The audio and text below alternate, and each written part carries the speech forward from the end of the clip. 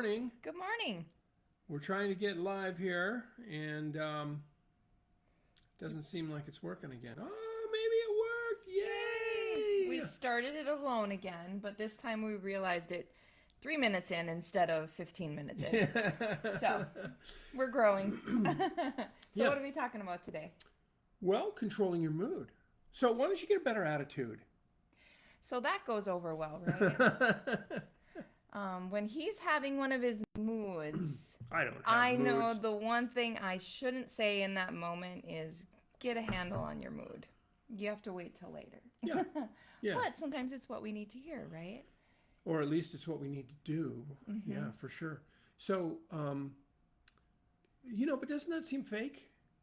I mean, choose your mood. What does that mean? I mean, don't if I'm irritated, shouldn't I be irritated? I think that we need to figure out why we're irritated, why we're feeling the feelings that we're feeling. um, Sometimes it's far deeper than just what's going on in the moment, especially if you notice that your really little things are starting to set you off. It's like, okay, what are the underlying thoughts, emotions, beliefs behind those reactions? Because really, when we can get to that, we can heal those areas and start to have healthy emotions, which emotions do have an effect on our health. Yeah. So you wouldn't be having an emotional response to something you didn't care about. So if you're having a mood, if you're having an emotion, there's something happening that you care deeply about.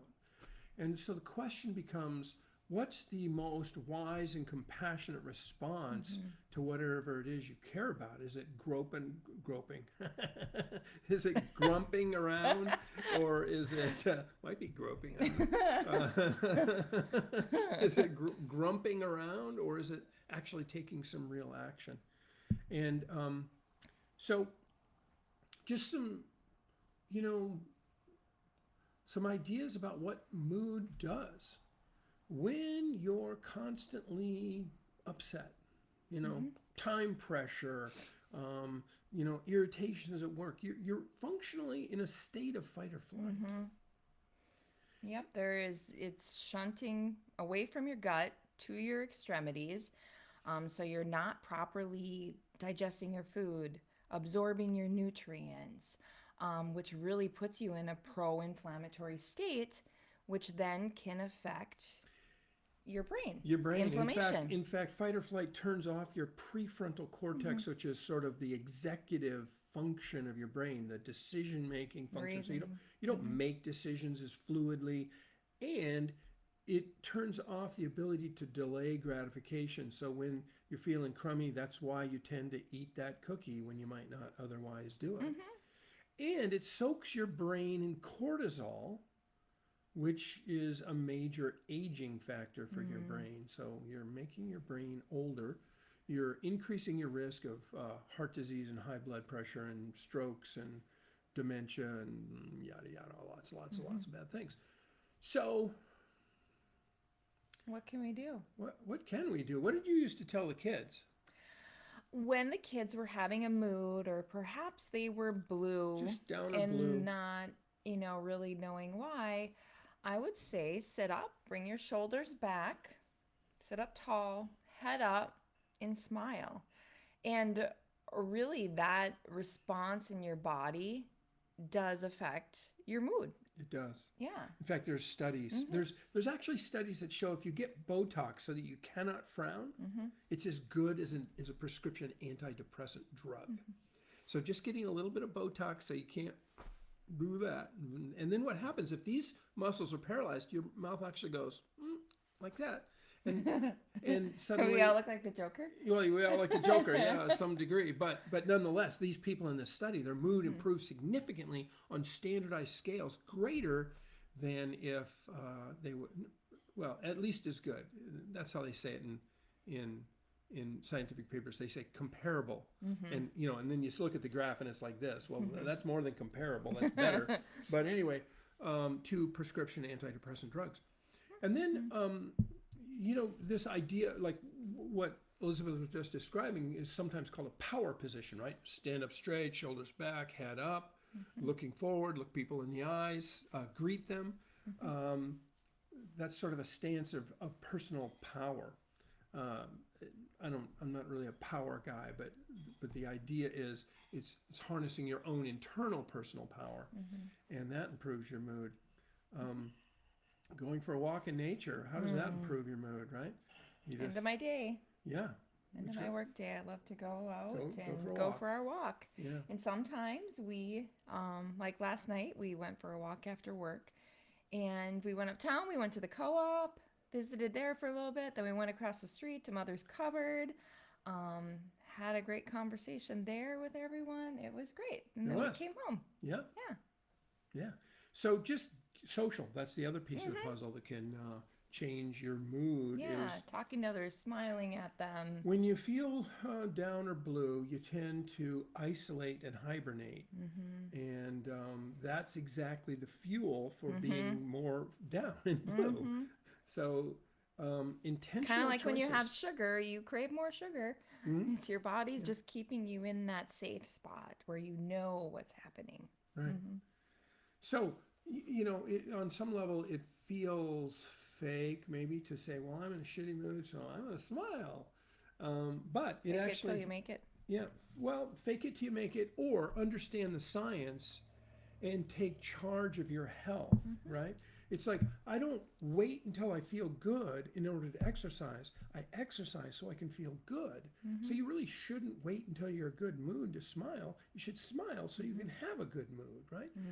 There's a subtle idea, and And it's real, that blockage that you feel, that's a real thing. It is your body keeping it in the known, in that same cycle. So when you feel that visceral resistance to get up and go do something, like go for a walk, or no, I don't feel like smiling, or I don't feel like talking to anyone, I want to just stay home. Like that's when you need to push through that uncomfortable, that thing you don't want to do.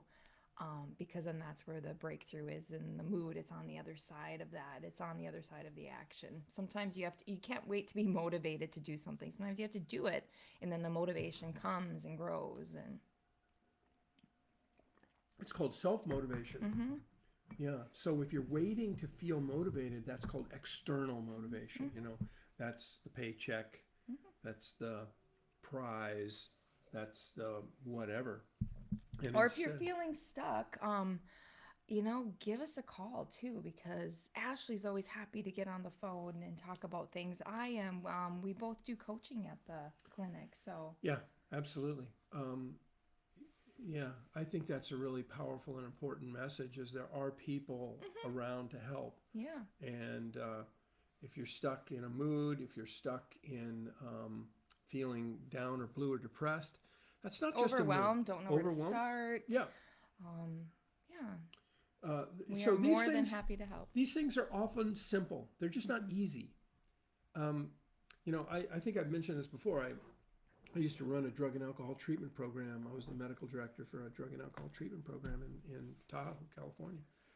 And in the recovery world, they talk about the 10,000-pound phone and, picking up the phone. How heavy is that phone? It's impossible to call for help. But that's what has to happen.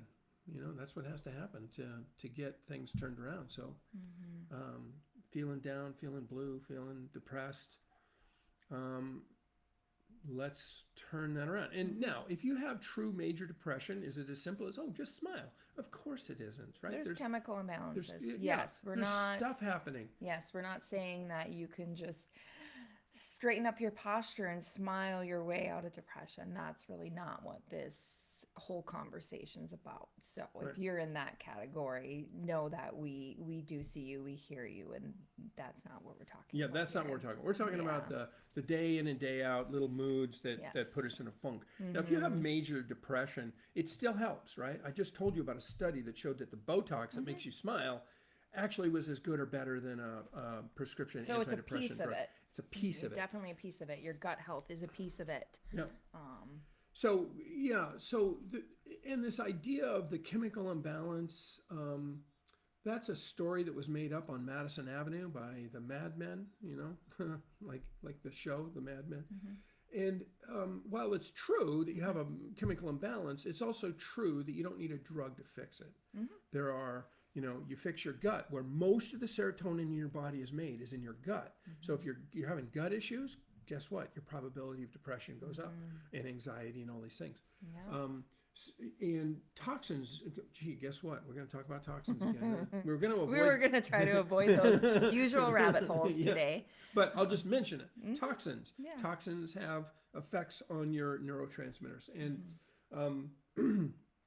so there are this plethora of things. And sugary foods, you have this spike of sugar that causes a spike of insulin. Your sugar plummets. That affects your mood. So there's all these things that affect your mood. And figuring all those little pieces out, and not to mention adverse childhood experiences, right? As adults, we sort of don't think of it as maybe as big of a deal as it actually is, but a divorce is a big deal to kids, and it can be traumatic. And other things that happen in childhood. Oh, good morning, Good morning, Fran. and Ann. And Annie. Good to see you both. Yeah, sorry, I was trying to, I could see a comment, so I was like trying to get the mouse and scroll down because we couldn't see your guys' comments. So. Yeah. So, yeah, and these little things that we can do contribute to feeling better every day. And, so when you want to hibernate, when you want to hide, when you want to go the other direction, you need to ask yourself, is that really what's going to help me feel better? Or is that just my physiology trying to maintain? So in functional medicine, we use this term homeodynamic balance. In biology, they say homeostatic balance. So static means the same, stable, stasis. And in functional medicine, we say homeodynamic balance. So is your body been retrained to be in a less than optimal homeostasis? So you're kind of stuck over here in the blue and depression place? And do you need a homeodynamic balance that helps bring you back to a center of balance? And making the choices that we all know we need to make, even when we don't want to make them, like, eat the vegetable, not the cookie. Step outside. Yeah. Get off the couch. Maybe sit. Sometimes for me, it requires I be aware of it, present, and then I sit. Really just concentrate on taking deep breaths, straightening up. Okay, how this is stopping. Like, what can I do next? And sometimes that involves, yes, I need to go for my walk. I need to get outdoors. Yeah. When Fran and I were neighbors, I used to always run out in the woods. And one summer she decided that she wanted to start riding her bike. So she would ride her bike as I ran through the woods. And one day she was running in another neighborhood, and her husband was behind her in the car. And I think it was a UPS guy. You should comment on this, Fran, but I think it was a UPS guy stopped next to her and said, "Is that guy bugging you?" And of course, Fran has a laugh and a half, so she probably almost peed her pants laughing, and then told the guy that, "No, that's my husband. He's making sure I'm safe." Yeah. So, anyway. Get outside. Another time, Robin and she were riding their bikes, and they fell somehow, and they both ended up in the middle of a giant mud puddle. And I think it was Fran who said first, she said, "What are we doing? We already have husbands."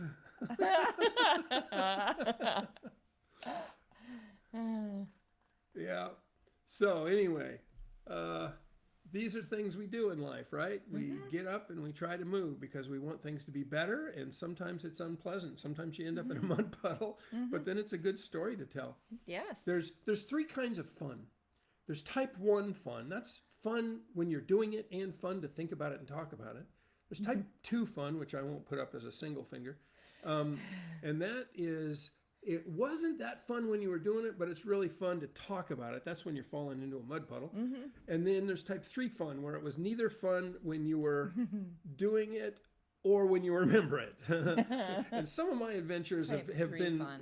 So is that even classified as fun? Well, they call it type 3 fun in the adventure world. Okay. And some of my adventures sometimes get real close to type 3 fun. Yeah, I agree, Fran. Those are fun memories.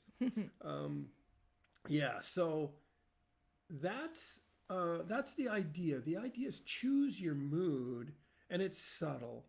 You know, you like you said, it's posture.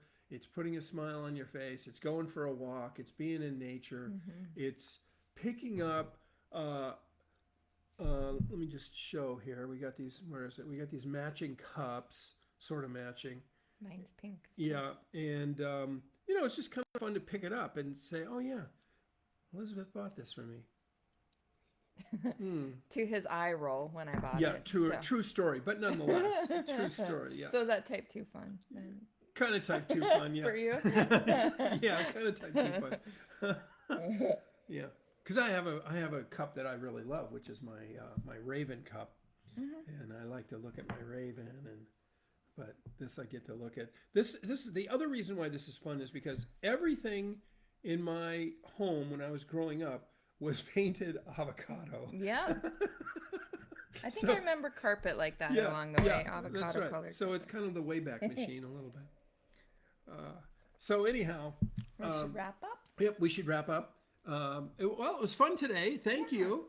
And continue. You know, if you're not listening live, please comment because we look at all the comments. We try to comment on all the comments, and we will see you next week From Sedona. from Sedona. In fact, we might even do a few lives from Yeah. Sedona because we're spending a couple days in Sedona.